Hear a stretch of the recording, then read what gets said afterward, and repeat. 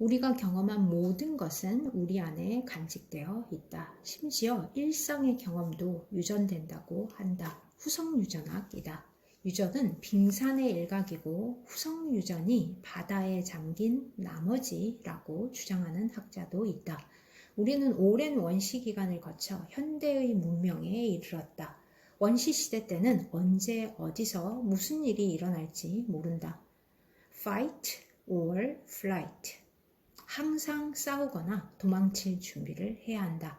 문명 사회에서는 그럴 필요가 없다. 질서가 잡혀있기 때문이다. 그러나 우리 마음속에는 오랜 원시 경험이 축적되어 있어 언제든지 의식 위로 떠오르려 한다. 사람이 원시 본능에 사로잡히면 사회생활을 할 수가 없다. 걸핏하면 싸우거나 도망치게 되는데 그러면 아무도 상대해주지 않기 때문이다. 원시 본능은 지극한 이기심이다. 자기만 살려고 하는 본능이다. 사회생활은 이타심이다. 남과 더불어 살아야 한다.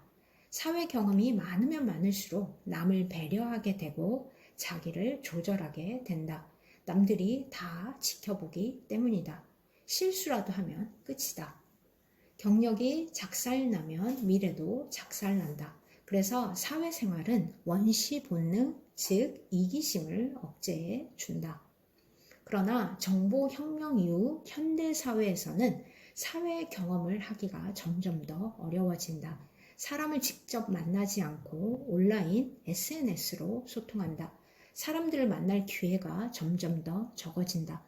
사람들과 직접 부딪히지 않으면 원시 본능을 굳이 억제할 필요가 없다.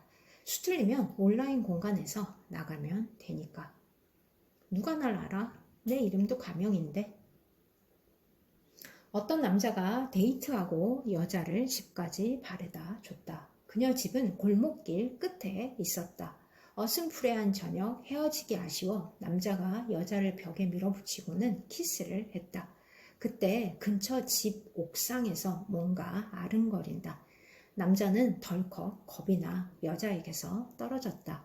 누가 보면 어떡해? 그러나 여자는 당당했다. 누군지 어떻게 알아? 어둡다 이거다. 어두우면 누가 날 알아보지 못하면 무슨 짓이든 할 수 있다. 그게 원시 본능이다.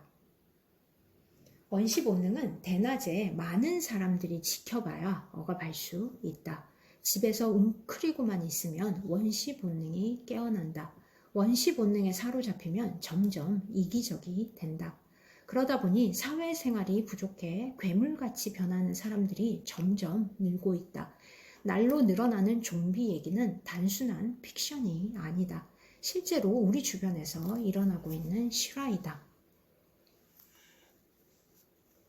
어떤 히키코모리를 밖으로 데리고 다니면서 치료한 적이 있다. 제주도도 가고 술집도 가고 길거리 헌팅도 하면서 한참 재미있게 치료했다. 그러나 하도 나를 때려 치료를 중단했다. 제발 그만 좀 때리라고 해도 그는 계속 쿡쿡 찔러댔다. 아직도 내 오른쪽 갈비뼈는 시큰거린다. 아마도 그때 미세 골절이라도 생긴 것 같다. 사회 경험이 부족해 원시 본능에 사로잡힌 사람들은 점점 이기적이 되거나 나중에는 진짜 좀비로 변한다. 아무 상관도 없는 사람을 마구마구 공격하는 것이다. 묻지마 범죄이다. 원시 본능은 밖으로 투사도 된다. 그렇게 되면 주변이 무서운 원시 사회로 바뀐다. 사람도 무섭고 사회도 무섭다. 대인공포, 사회공포가 생긴다. 대인공포, 사회공포가 심해지면 문 밖으로 나가기도 힘들다. 문만 벗어나면 바로 사람들에게 얻어맞을 것 같기 때문이다. 결국 집안에만 웅크려 있게 된다. 사회생활을 할 때는 이것저것 하고 싶은 것도 있었지만 집에만 있다 보니 어느 순간 싹 사라졌다. 그때부터는 집에 있는 게 가장 편하고 좋다. 나가고 싶은 생각도 하고 싶은 것도 없다. 히키코모리가 된 것이다. 이것은 다음과 같이도 설명할 수 있다. 우리는 도전에 응답하면서 나아간다. 도전이 있기에 새로운 나를 깨우게 되고 도전을 해결하면서 더 커진 나는 다시 새로운 도전으로 나아간다. 도전, 응답, 해결, 도전, 응답, 해결. 정반합, 정반합, 변증법적으로 나아가는 것이다. 이렇게 나아가는 이유는 보다 더 큰 자유를 누리기 위함이다. 이것은 마치 빛이 나아가는 것과 같다. 우주에서 빛은 전자와 양전자가 만나고 부딪혀 폭발하면서 우주에서 가장 빠르게 나아간다. 우주는 대폭발, 즉 빅뱅으로 탄생했고 영원히 팽창한다고 한다. 빛은 지금도 전자와 양전자가 서로 부딪히고 폭발하면서 나아간다. 어둠에서 탄생한 빛이 어둠에 사로잡히지 않으려고 빅뱅이라는 것을 발견했고 그 수법으로 지금도 가장 빠르게 도망치는 것이다. 끝없이 도전하고 부딪히고 폭발하고 재탄생하면서. 그래서 빛의 자손인 우리 인간들도 끝없이 도전하고 부딪히면서 계속 나아가야 한다. 그래야 빛 가운데서 살 수 있다. 그래서 헤겔은 우주의 진화를 지배하는 가장 일반적인 법칙은 변증법적 질서라고 했을 것이다. 그러나 도전이 없으면 부딪힘도 없고 나아감도 없다. 그때는 기존의 나마저 사라진다. 도전하지 않으니 사라지는 것이다. 그걸 나는 역변증법이라고 부른다. 정반합으로 나아가지 않으니 합반정으로 움츠러들면서 스스로 어둠 속으로 빨려드는 것이다. 소용돌이 늪에 빠져들듯이 은둔형 외톨이들은 도전을 회피하면서 어둠 속으로 빨려들고 있다.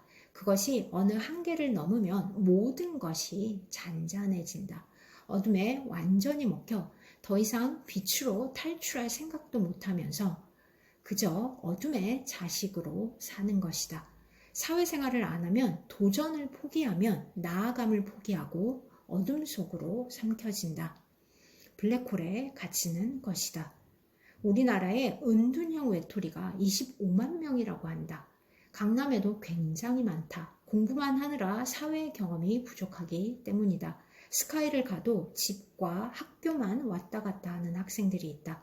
그 좋은 고연전, 축제, 미팅, 동아리 활동 다 마다하고 집, 학교만 반복한다.